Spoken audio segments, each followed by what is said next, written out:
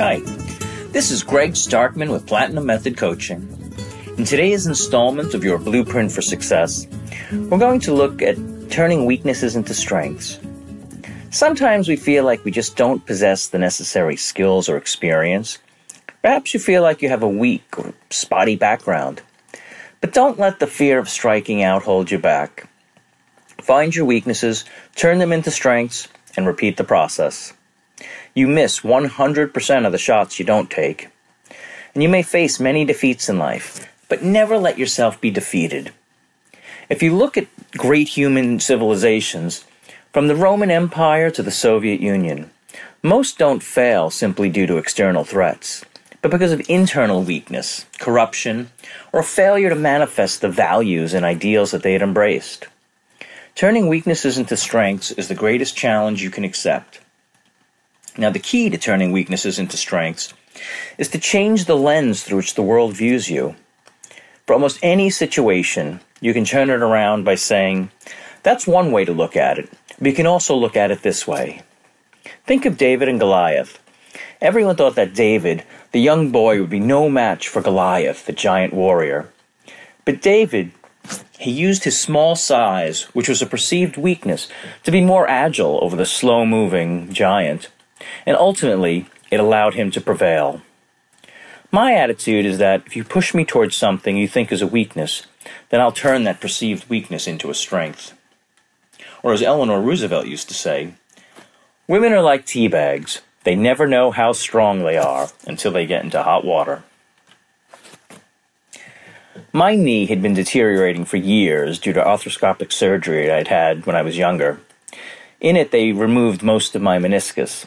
The pain in my knee was causing me to slow down, which led me to skipping workouts and ultimately contributed to the deterioration of my health. Finally, I decided to have the knee replaced. I would be out for a few weeks, but if it went well, I'd be able to move forward again. After having the knee surgery and completing a few months of therapy, I was stronger and faster than I had been in 20 years. So, how do you turn a weakness into a strength? Well, let's talk about weaknesses. Everyone has them, so they really shouldn't be that big of a deal, right? Well, sort of. There's a game that interviewers like to play with job candidates when they ask the question, what is your greatest weakness? I call it a game because you're supposed to make yourself look the best you can, but you still have to own up to being imperfect. The goal is to look best at downplaying your weakness against the other candidates. Unfortunately, the interviewer is bound to ask this question during the interview, at least this or some variety of it, and it is completely reasonable. No candidate's absolutely perfect, and it's only fair that your interviewer knows at least some degree of your flaws up front.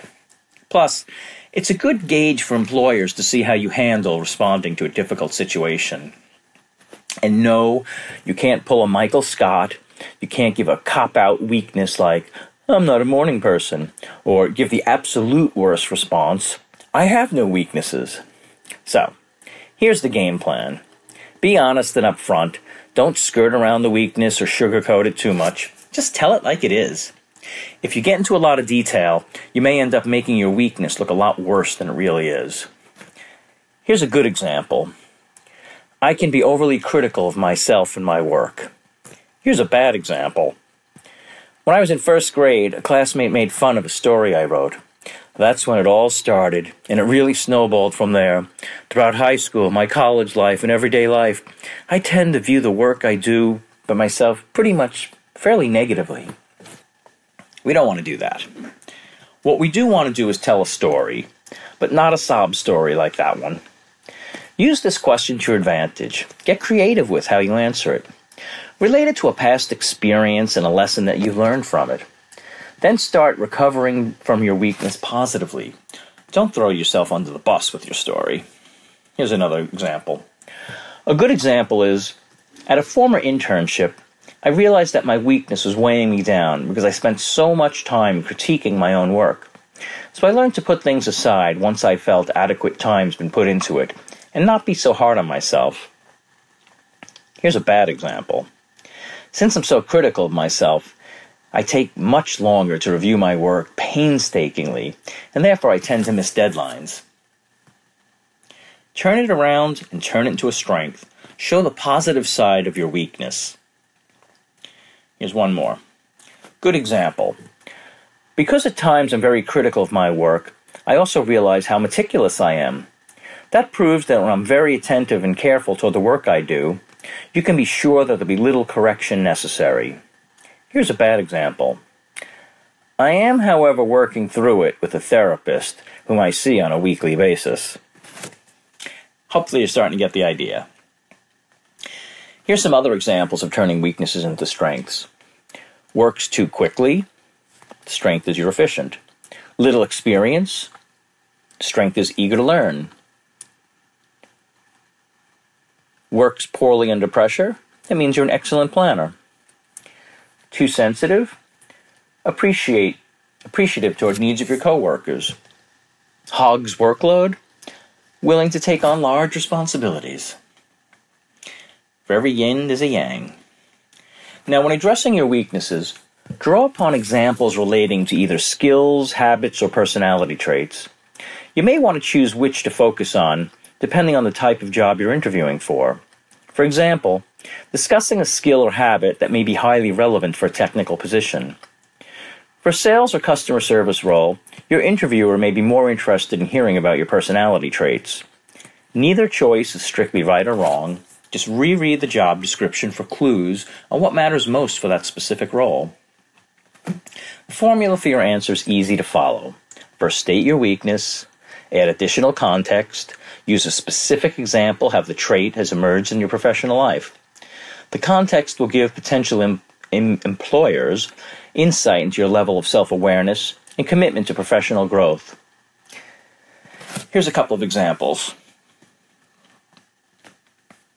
I can be too critical of myself, a pattern I noticed throughout my career that I often feel I could have done more, even if I've done well. Earlier in my career, this led to burnout and negative self-talk. But one solution I've implemented over the last 3 years is to actively pause and celebrate my achievements. Not only has this helped my self-esteem, but it helped me genuinely appreciate and recognize my team and other support systems. Okay, I'm now going to give you 13 questions or scenarios. First, just listen to them, and then we'll go through them one by one and examine what the hiring manager is thinking, and also provide you with a strategy for how to address the weakness. You don't think you have enough work experience to get the job. You have gaps in your employment history. You weren't at your last position very long. You're currently unemployed. You've moved jobs frequently. This job would be a promotion for you. You're overqualified for the position. You're changing job functions completely. You don't have experience with the required software. You're moving to a larger or smaller organization. You're planning to move and you're a long-distance candidate. You're looking to change industries. The last one is you're too old or too young. Now that you've heard all the questions, take a minute, think about it. You can pause this. But when we resume, I want to go through each one, discuss what the hiring manager's thinking, as well as how you can address it.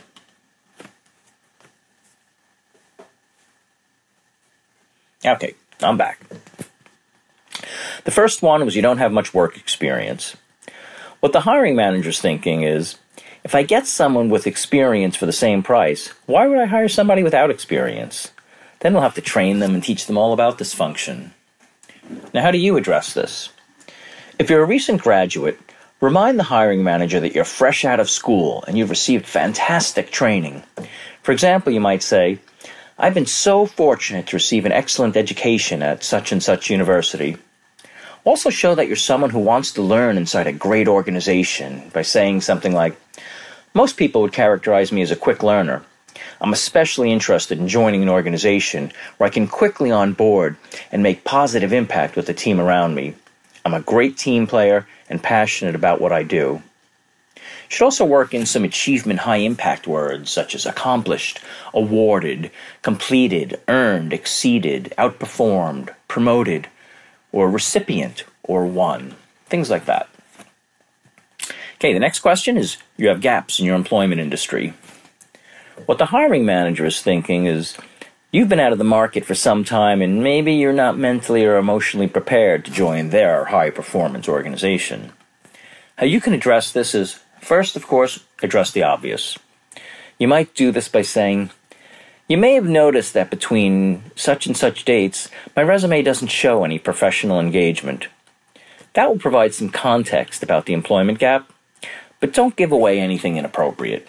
For example, never say anything like, "Well, my family was falling apart because my partner was cheating on me." Instead, you can say something like, "Well, I took a personal leave of absence to help my family make an important transition."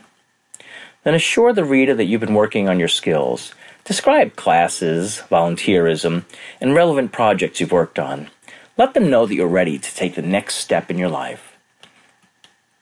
Next, you aren't at that position very long. What they're thinking is this a job hopper?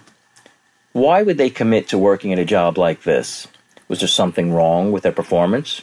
Should this be a red flag? How do you address this? First, don't say anything negative about your previous employer. Instead, appeal to the hiring manager's sense of understanding that sometimes the fit between employer and employee just isn't there. If you had to take the job because of financial hardship or for another reason, tell them that you were in a tough place in life financially, and now you're committed to finding that right long-term fit. Here you want to work in some impact words like loyal, ethical, exceeded, outperformed, or promoted. Okay, the next question is, you're currently unemployed. What the hiring manager is thinking is, why hasn't anyone hired you yet? You can address this by first personally appealing to the hiring manager. As you know, finding the right match between employer and employee takes time. Then you can let them know you're working hard to find the right fit because you want to be able to make a long-term commitment to an organization. Then assure the reader that you've been working on your skills. Describe classes, volunteerism, and relevant projects you've been working on. Let them know you're ready to take the next step and you'd rather take extra time to find the right position than just jump into any short-term job. Okay, next, you move jobs frequently. What they're thinking is, if this candidate's constantly changing jobs, how can I expect them to stay here at this organization? Now you can address this by saying, first of all, if any of the short stays were designed to be short from the beginning, like an internship or a temp job or a contract position, make sure your resume says that by noting internship next to your job title. And if you really have left positions frequently over the past few years, assure the hiring manager that you're looking for somewhere you can stay for the longer term.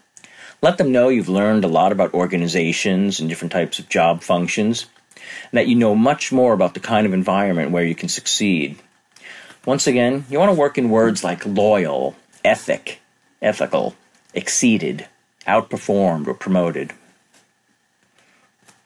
Okay, next. This job would be a promotion for you. What the hiring manager is thinking is, why didn't this person get promoted into a higher role at their previous organization? In addition, are they only in this for themselves? Will they change organizations again if they have the chance to move up the ladder? You can address this by first speaking positively about your previous organization, but then transition to a description of the situation. Highlight that you want to take on more responsibility and let the hiring manager know that you're prepared to take on new challenges before there wasn't space for you on the next rung in the organization. Also, make sure to speak in terms of we. Assure the hiring manager that you're not a selfish person. Speak well of your team and include phrases like shared success and everyone succeeds. Here you want to demonstrate that you can handle more responsibility and that you've managed things. You can use some words like chaired or co-managed, coached, led, mentored, orchestrated, oversaw, recruited, or supervised. Okay, number 7 is you're overqualified for the position. What the hiring manager is thinking is this person is just here for the short-term job fix, and the second a better opportunity comes along, they're going to be gone. Now, you can address this first by, well, the first thing you need to do is don't come off as arrogant. You might say something like, from my resume, you might notice that I have quite a lot of experience in this area. Then assure the hiring manager that you're not looking for a short-term job fix, and you realize that great careers are made by finding the right organizational fit, not by being selfish about your level in the organization. Then describe how you see this position fitting into your longer-term career goals. Once again, try to work in some achievement words such as accomplished, awarded, completed, earned, exceeded, outperformed, promoted, or won. Okay, our next question is, you're changing job functions completely. What the hiring manager is thinking is, this person may change jobs a lot, and they have no experience in this function. If I bring them in for an interview, I'm going to look like a fool, especially if they don't succeed in this role. Now, you can address this by showing that you're serious about making the transition to the new function. Highlight courses and projects that show your commitment to the new skill set. Assure the hiring manager that the organization will be making a good decision by investing in you. Try using words like authored, built, created, developed, established, introduced, pioneered. Okay, number 9. You don't have any experience with the required software. What they're thinking is, we're going to have to train this person on the software, and this is going to slow things down. Now, you can address this by directly addressing these concerns in your cover letter, saying you're taking tutorials or classes on the software package, and then talking about it. Also assure the hiring manager that you're committed to finding a great long-term fit, and that if they invest in you, it'll be worth their time. Try mentioning you're a quick learner and you've taken tutorials on software, even if you're not an active user. Next is if you're moving to a smaller or larger organization. What they're thinking is, this person has been working in a very different situation where the scope of their work is different than this place. If you're coming from a smaller organization to a larger one, the scope of the responsibility is likely to be much smaller, and maybe they think you're going to be bored. If you're moving from a larger organization to a smaller one, you may not be able to handle the lack of structure in the smaller organization. But you can address this if you're going from smaller to larger by writing in your letter that you're interested in joining an organization with more resources, structure, and reach. If you're going from a large organization to a smaller one, you may want to mention that you're looking to work somewhere where it's easier to bring ideas to the team and get exposure to a broader set of job functions. Remind them of your achievements using words like advised, analyzed, evaluated, consulted, published, quantified, recommended, or suggested. Next, you're planning to move or you're a long-term candidate. What the hiring manager is thinking is, it's easy to dream about taking a job in some faraway place and that you're moving there for some personal reason like a relationship or friend, and it's easy to call it quits and move back home if things don't work out. Now, you can address this by reassuring the hiring team that you're serious about making the move to their specific place. Now, the message that you'll move anywhere is not nearly as powerful as saying you're doing everything you can to move somewhere in particular, especially where the target organization is located. You can prove this by talking about the time you spent researching housing and other moving concerns. Be specific about that particular locale. Here you want to stress that you're dedicated and you've done your homework. Next, you're looking to change industries. What the hiring manager is thinking is, you may want to move industries, but what does that matter to me? I need to make sure I get someone qualified into that position. Now, you can address this by showing the recruiting team that you're serious about changing industries, and by letting them know that you're learning the relevant software, reading the industry news, and finding out that integrate everything into your career plan. You want to make sure you demonstrate you've looked into all the different moving parts.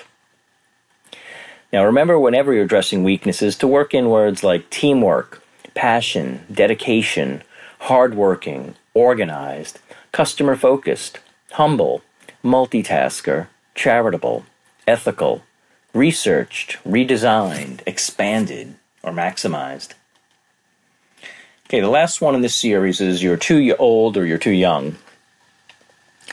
You can address this by showing the recruiting team that you have the experience and skills necessary to do the job. You can mention you're serious about the position and learning the relevant software. You've been reading about the industry and that this is an important part of your career plan. Make sure for this question and for all questions when discussing weaknesses, you use, once again, words like teamwork, passion, dedication, hardworking, organized, multitasker, oversaw. If you have questions about words to use, once again, feel free to contact me. You can email me or call me directly. Email me at greg@platinummethodcoaching.com.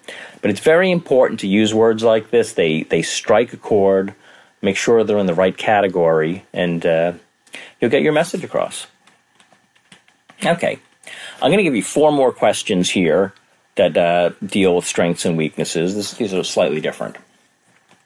Okay. What's a problem you faced in your last role, and how did you solve it? Now, the strategy here is, first, the problem you select should be an example of something you might be facing at your new job. So one way to identify these possible challenges is to think about common challenges for a firm of their size or in a particular industry. Then, identify a challenge you faced in your past role. Present it in the context of that problem, why and when it was needed to be solved, and how you solved it. Quantify the positive result if possible.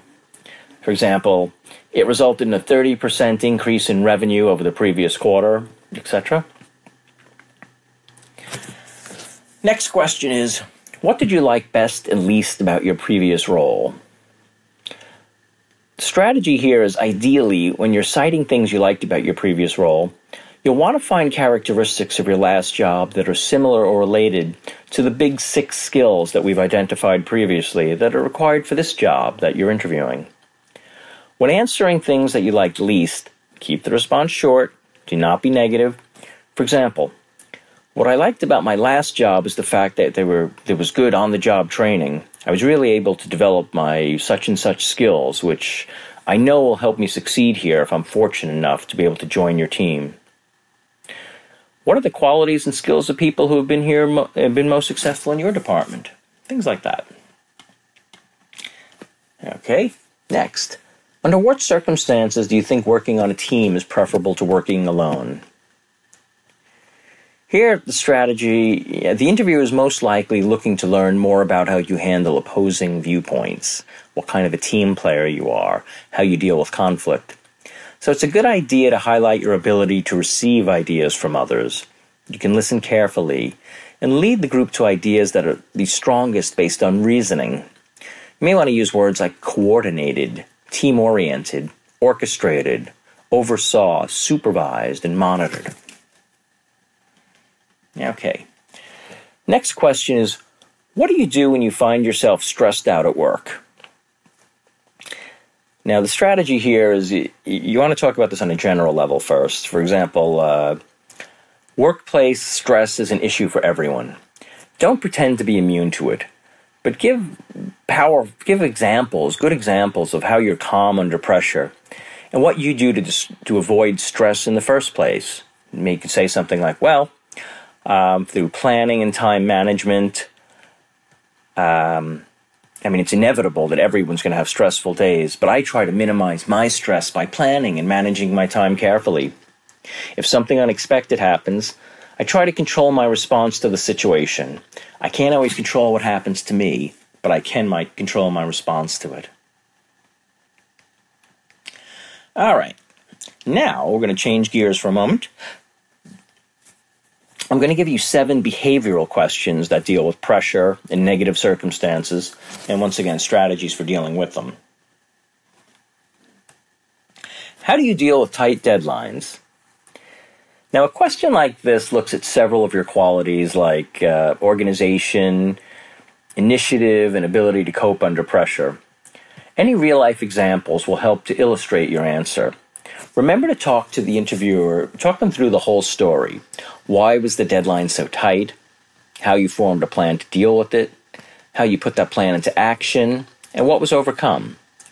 You can talk in general about how you stayed organized and avoid the tight deadlines in the first place. And if you have any techniques or tips for managing the workload, feel free to ask them a question.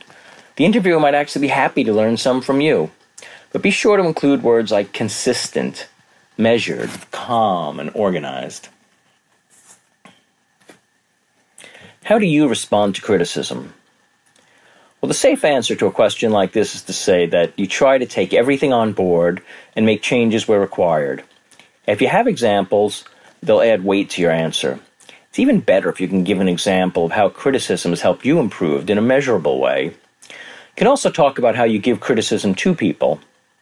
One of the things being assessed here is your ability to communicate. So anything that's relevant, as long as it's positive, is worth mentioning. Try utilizing words like receptive, responsive, and flexible. Here's a question that's its cousin. How do you deal with pressure?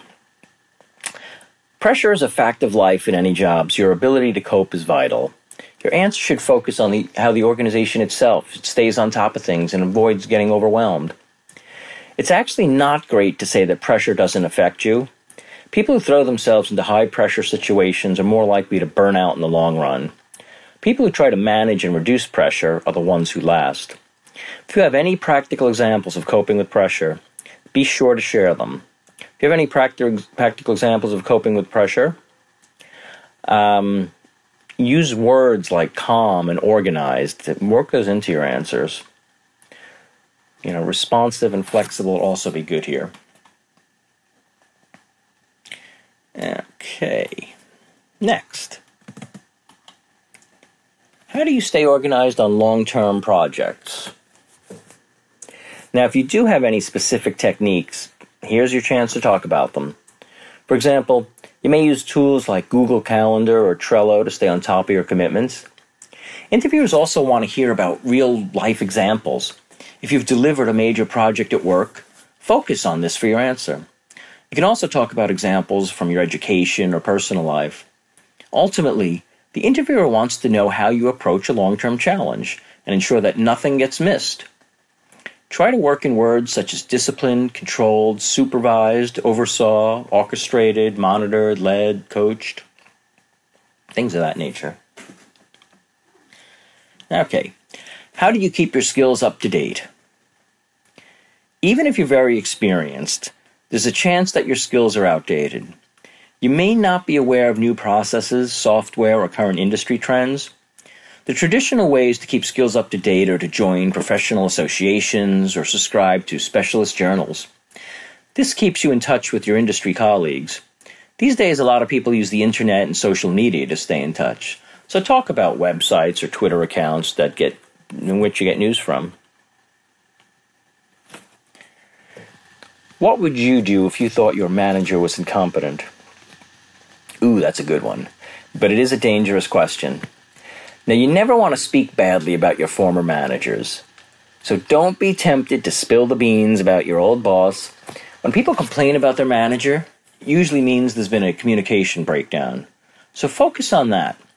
How would you try to improve communication and learn more about the pressure they're under?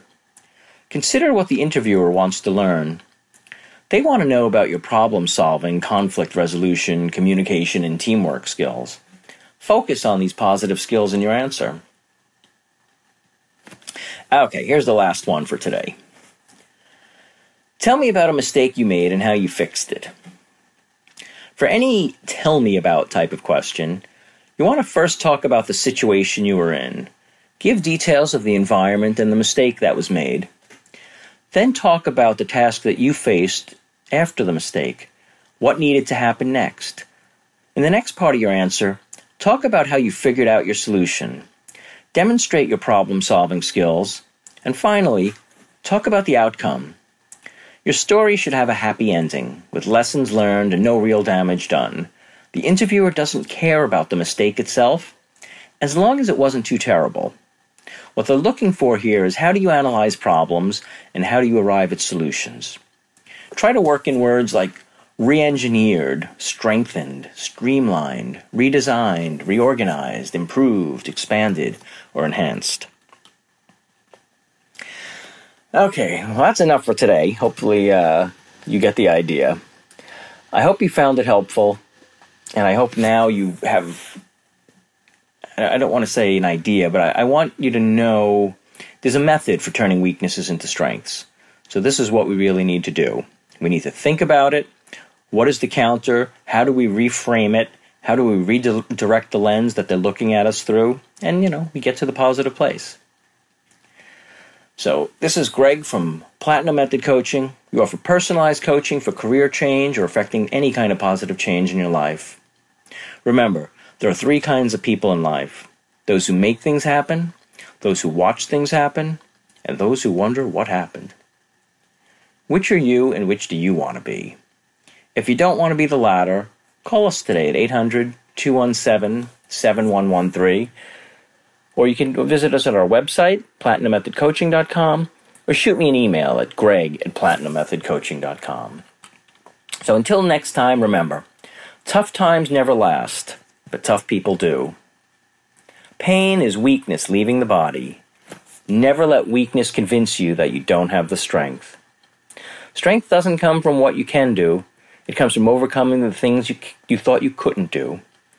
Strength is following through on your dreams every day, even though you experience bumps along the way.